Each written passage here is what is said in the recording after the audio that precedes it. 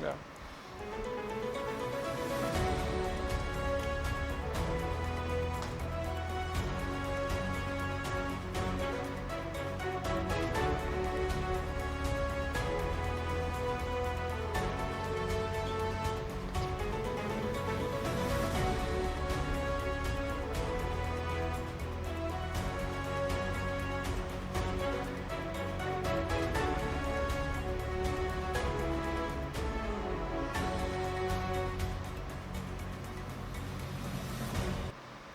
It's a special day today for many reasons. For one reason, this is the second time we'll be coming right at you this week on our Hude Hour set, and that's because it's a huge special. And I guess the second reason why it's a special day is because, why is it a huge special? Because it's March 8th, a day set aside annually for the celebration of the International Women's Day. So that's why obviously it's a special day. We're celebrating about half the population. But it's not just a day about celebration and merrymaking. It's a day set aside for advocacy to ensure that this half of the population is having as good a time as the other half. We're ensuring that there's equality and there's better life for women out there.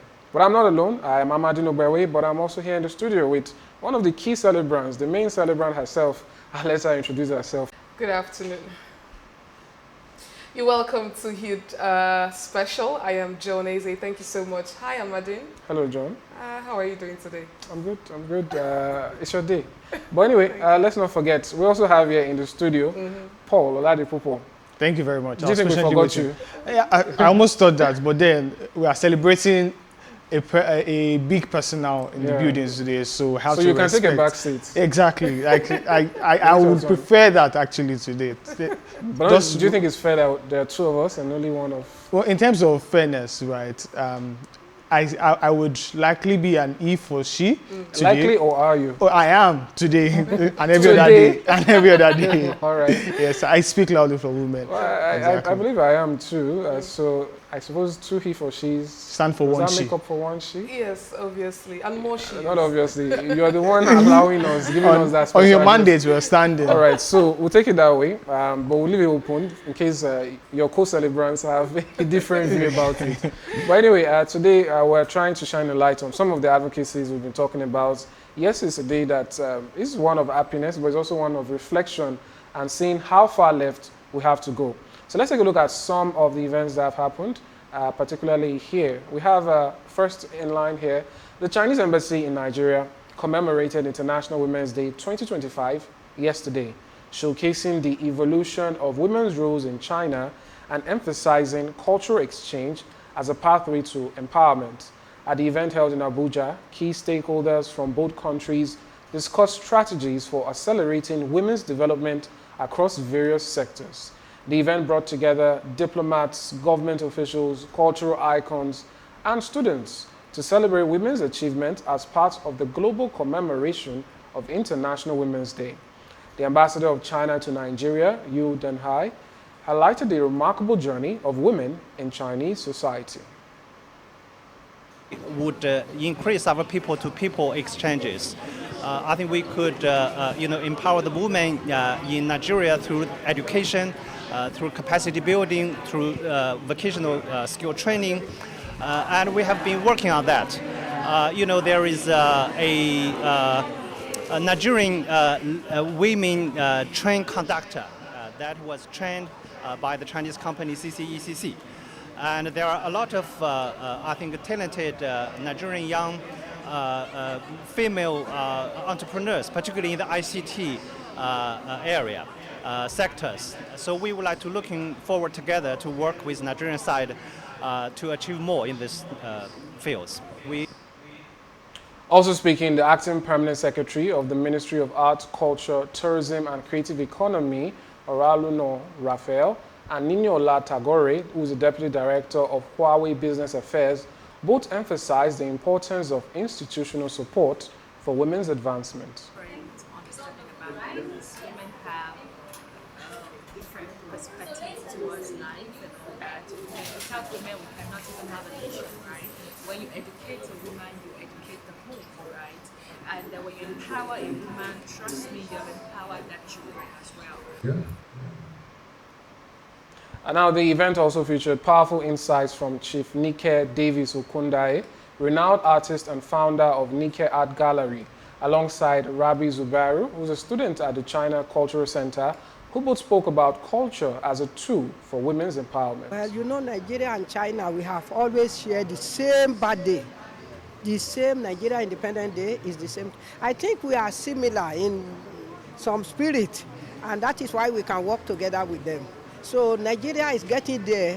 You know, our country is blessed. We may not even know what we have here, but they are looking at us up there. 1/4 of the people that live in Africa live in Nigeria.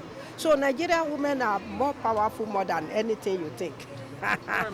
Being strong and independent, that even if you need a man in your life, that doesn't mean you should solely rely on him. You should also be a form of support that help build both of you. So that was what the poem was talking about. Well, you know, This year's International Women's Day celebration emphasized how cultural understanding can foster greater cooperation between nations while advancing women's rights globally.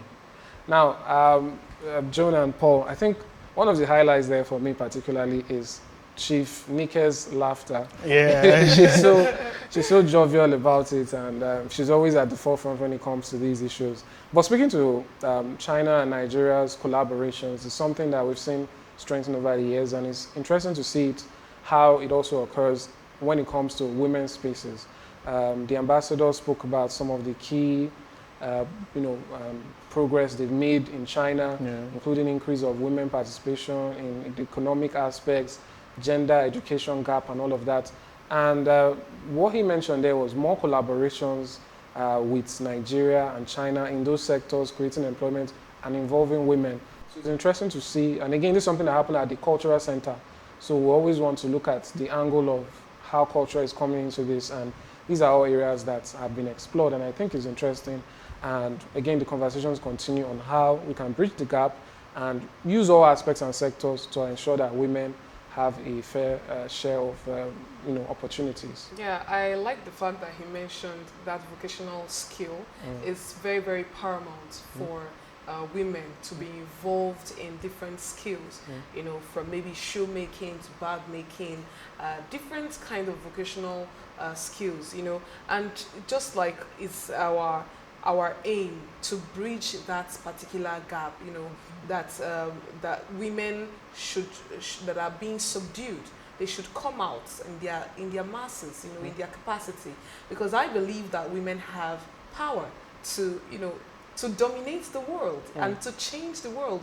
What's the world without women, for Christ's sake? Exactly. So it's something. Seeing likes of Chief Davis is something very, very beautiful. A lot of people have gone to the gallery, and from stories I've heard, what you see there are mighty stuffs. She has actually done, and a lot of people have gained a lot of things from it. So having likes of Nike, having likes of Okonjo-Iweala, shout out to a very beautiful woman who is representing us in the WTO and all that. So women are actually making exploits, and we need more women to go into the game and become change makers. Women are like water, right? Describing, that's how they see it in China, right? That women are water, and water holds a very great virtue in the real sense of things. There's almost no day that we cannot live without water, and so it's important that we see water as something that is very important. And also, it described men as clay, meaning that it is the water that will make the clay at the end of the day. Exactly, it's the water that holds the clay. Thank you very much. And it's without water, right? Clay cannot hold. So it just shows how much we need women in our community. And you spoke about power. Dr. Nike also mentioned yesterday about how powerful women are.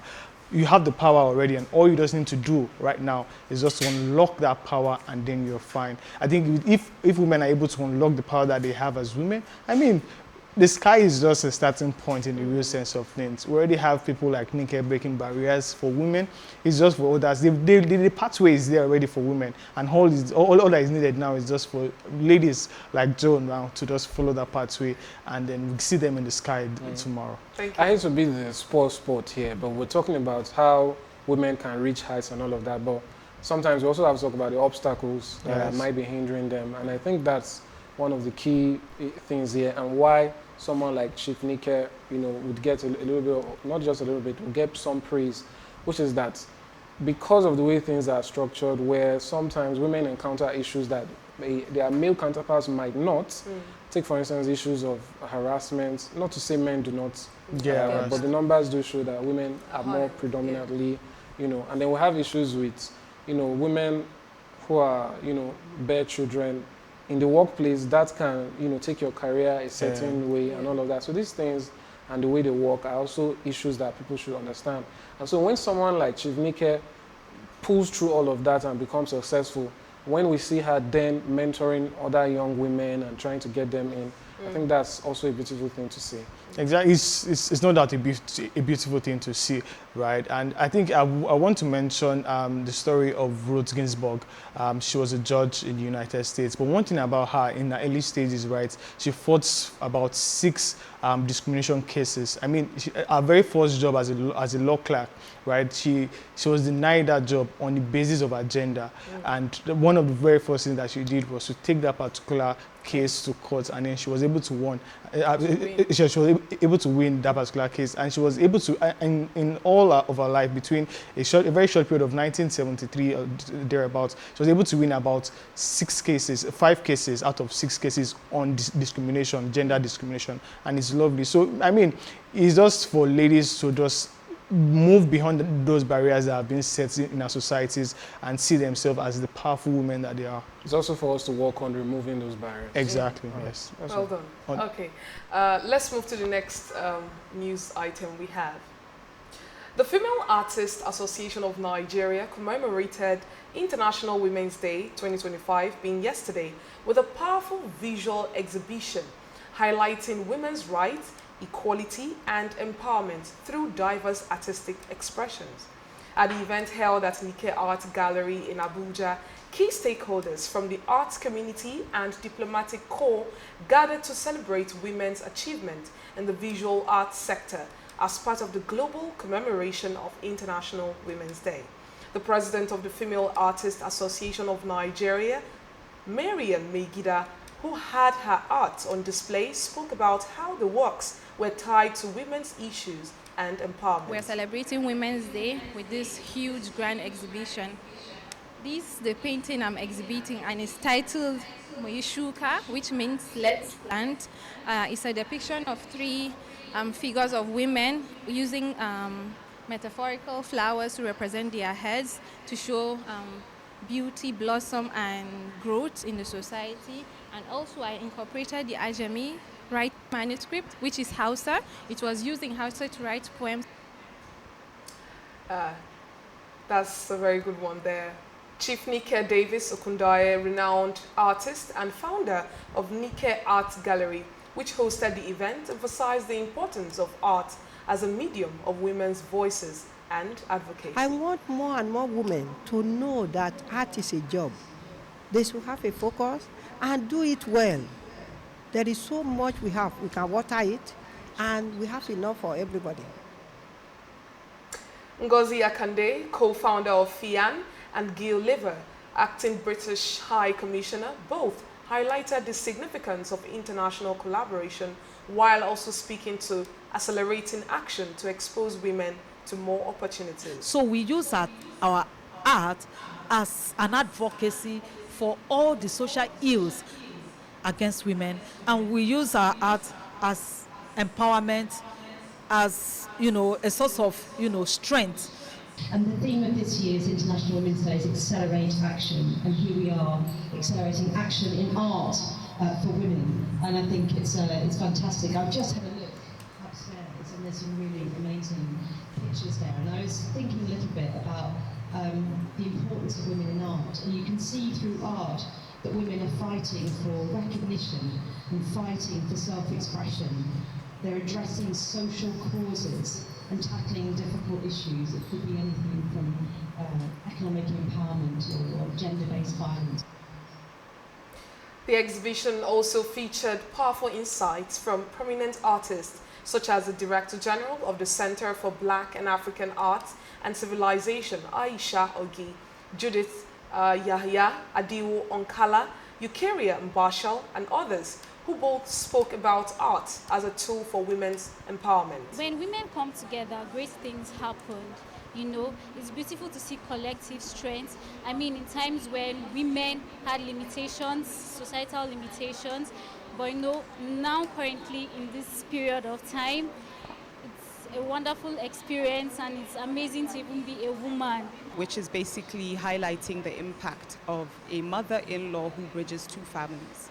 The experiences of the wife, the experiences of the son, and the influence that she has within the family. Even in the political sector, even in businesses, she comes out, they say, you're not supposed to be here, go to the kitchen and all of that. So I'm not talking about equality, but give a woman a platform. Give a woman a little platform. Recognize a woman. This year's exhibition, based on the 2025 theme for all women and girls, rights, equality, empowerment, demonstrated how visual art can be a powerful medium for advancing women's rights while fostering greater appreciation for female artistic contributions globally. Okay, this is what we are talking about.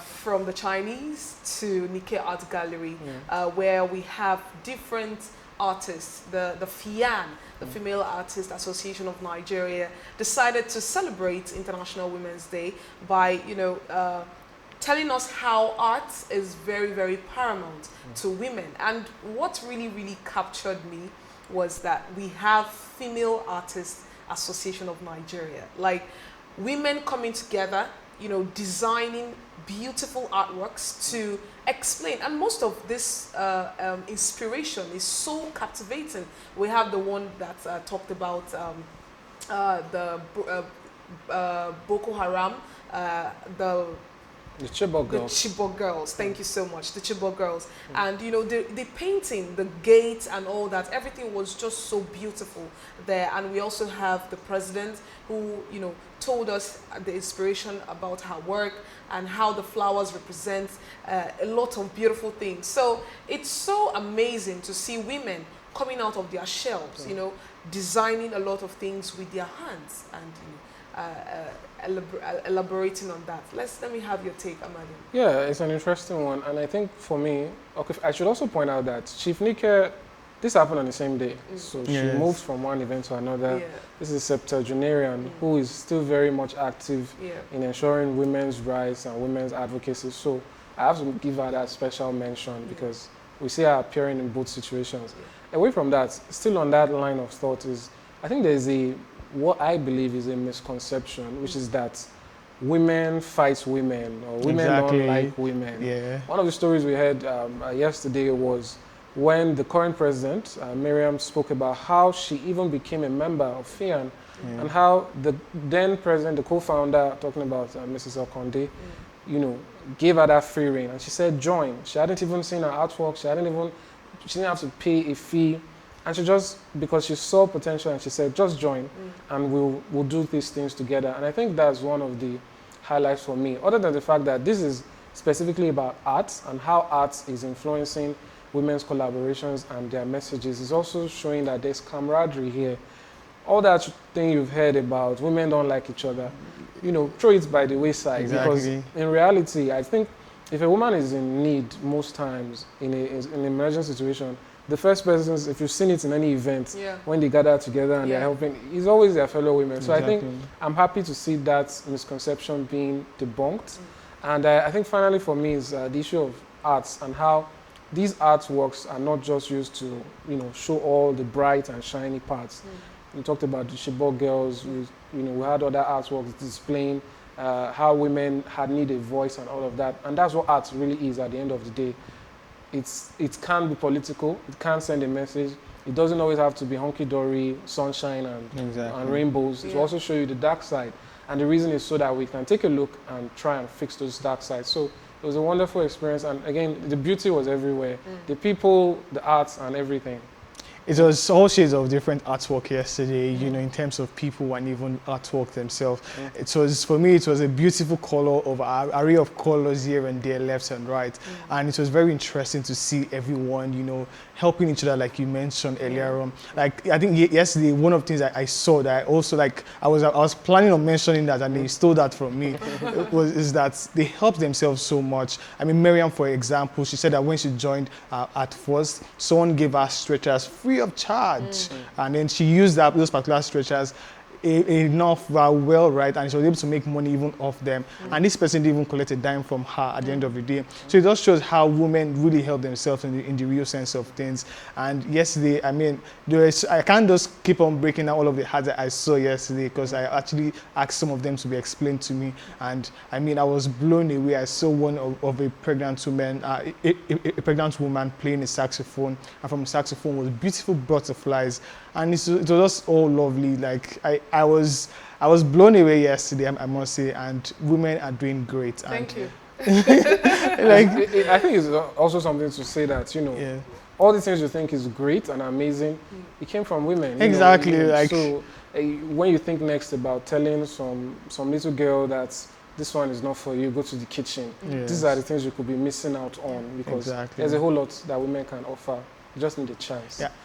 Anyway, so that's how we round up our news items for today. We'll go on a quick break. When we return, we'll take a look at some verified voices just to see what stakeholders are saying on this special day about International Women's Day. Don't go anywhere. It promises to be even more exciting. We'll be right back. All right, welcome back. Now we're delving into our verified voices segment. Paul Oladipupo, you'll be taking us through that now. Paul, what's going on? Well, it's all shades of beautiful colors, I must say, in the world of verified voices today as we're celebrating International Women's Day. First on our verified voices for today is a tweet from UNICEF. Let's see what this one says. It says that every child has the right to learn. While we have made progress in education, too many adolescent girls are still missing out on secondary education. Let's break the barriers and help them reach their full potential. You can read up on that if you go check that tweet out. #GirlGoals, #IWD2025. And the graphic picture there says nearly 4 in 10 adolescent girls and young women globally do not complete upper secondary school. This is I know it's a very sad one, but I think it's just them bringing us to the point that we still need to put all of these things in check, right? Where we see that out of 10 girls and also young women, we see that 6 out of them, we see that 4 out of them do not even go to school at all. So we should try our best to follow up on things like that to ensure that we see more educated girls in our environment. I mean, education is very, very paramount. It's not something that we need to be going back and forth for. It's something that we know that it is very important that both boys and girls should go into. You know, people should understand the importance of education in a woman's life. And there is this saying that when you educate a woman, you've educated the world. Because this person birthed the world, actually. She's the owner of life. I don't know how you guys feel about it, but it's the truth. Because from us flows more lives to come. Exactly. So when a woman is not educated, she's swimming in the ocean of ignorance. It's not a really good way to go, because this particular woman still grooms the children coming out from her, because the men go to work, you know, and all that. But when the woman is educated, she has a lot of legacy to pass on to her children, and she's able to know when these kids are learning well and not learning well. So it's better we bridge the gap. And it's no doubt that's the virtue that water carries out there. That's what John just explained to us in very simple terms. Next up, our next tweet is from UN Women. Let's see what they're saying right there. They say that thank you for marching forward with us. This #IWD2025. Today and every day we push forward for all women and girls, because equality is non-negotiable, empowerment is unstoppable, and our movement is undeniable. And we go right there to see what Olympic gymnast is saying there, where she says we must listen, we must believe, we must demand accountability without regard for power. And I love this statement so much. It's time for everyone to listen. It's time for us to believe in these women. I'm adding your reactions on this. Yeah, I think it's important, and I think also that sometimes there might be conversations where people want to separate themselves from some persons who are making this advocacy. Yes. But I think at the end of the day, when you realize and break it down that as a human being, you want a good life, you want a life where you are not unfairly treated, you want a life where, for any reason, your identity, that is the one you were born with as a woman or as a man, or as a black person or a white or Caucasian, whatever natural identity you are born with, should not hinder your progress. If at the end of the day you agree with that, I think you've subconsciously agreed that you need equality. Because at the end of the day, as long as you want to be treated equally like every other human being, that is what you are seeking, and I think that's why it's important. On the other side, if you disagree and you say, you know what, in these instances, I'm okay if you treat me badly, or I'm okay if I'm treated like less of a person. And I don't think anybody believes in that, really. So at the end of the day, we're all looking for the same thing, which is that we should all be treated with utmost dignity and utmost given equal opportunities as human beings. I mean, respect, they say, is reciprocal, so it's important that we respect ourselves. Moving on now to the next tweet. This is a very interesting one from our ambassador, the Chinese ambassador to Nigeria. Yeah, let's see what he says in his tweet. This is from Yu Dunhai. It says, as we mark this milestone, let us honor the progress made by women globally. The Beijing Declaration has shown us that with equal opportunities, women can achieve anything. It's inspiring and glad to see that we have come and growing friendship between Chinese and Nigerian women. Together, we are making a difference. And I mean, I love this picture so much. That's the Chinese ambassador to Nigeria there in the midst of beautiful women. I call this particular piece Okunrinlari Omoge. That means a man in the midst of beautiful women. That's a lovely piece right there. And it just shows how much it supports women, and also it's someone that loves women as well. Your reaction on this, John? Well, I like the last statement you just made, someone that loves women. Yes. But anyways, I like the fact that there is a collaboration between China and Nigeria. Yes. And I like the fact that he's saying that he wants the best for the women. This is what we want, someone, the he for she. I can actually consider him as a he for she. Yes. Someone who is amplifying our voices, someone who is there to make sure that when a woman is there, when she's given equal opportunity, she can actually make a difference. And not just a difference, a very huge difference. Exactly. And it will be so glaring that this woman has done very, very well. So I know that with people with likes of him, or likes of Amadine, likes of you, Paul, I think women are in safe hands, and I will make it to the top. It's no doubt that women are in safe hands. Your reaction, Amadine, if I go to the last tweet? Yeah, I think she's put a lot of pressure on us as well, because now you have to actually meet up with the expectations. We need to live up to the standard. Yes, exactly. But that aside, the Beijing Declaration is a very important policy document that I think we still need to see more, adherence implementation across the globe. Yeah. And I think the closer we get, the more we get that gender parity we are looking for at the end of the day. Again, it's just about giving women the, push to actually be full human beings or be treated that way. As opposed to the way it happens in certain societies. Exactly. Thank you very much. This last tweet now is from me to all of the women in the world. It's one that celebrates the women in a very special way. So let's take the last tweet now. This is from All on the Board. It says, today is International Women's Day. Thank you all. Thank you to all of the women in our lives, making the world a better place. And right there, the picture there says, thank you to all of the women who inspire and the women we admire. Thank you to the women changing the world, changing the game and pushing boundaries. Thank you to the women who are fighters and achievers, dreamers and believers. Thank you to the women being strong, working hard, being independent, supporting others, and raising family. I mean, this is personally from me to all of the women in the world, and especially as well to you, Joan, as the first receiver of this message. So thank you, Joan. Thank you so much, Joan. I mean, it's don't important want to say that. I really don't want to be emotional on TV right now, but I really appreciate you guys, you men. We've given you your flowers so much today. You know, I told you that I will only do this year for you today, especially. Like, so you were supposed to send me a message by 12 a.m. No, I wanted it to be so special so that you have that reaction. And yeah, I'm getting it. I mean, see, it's from year to year, your smiles today. I can't wait to get my handkerchief immediately after this set, so that I can express myself very well. No but problem. Thank you so I'll much. be there for you. It's okay.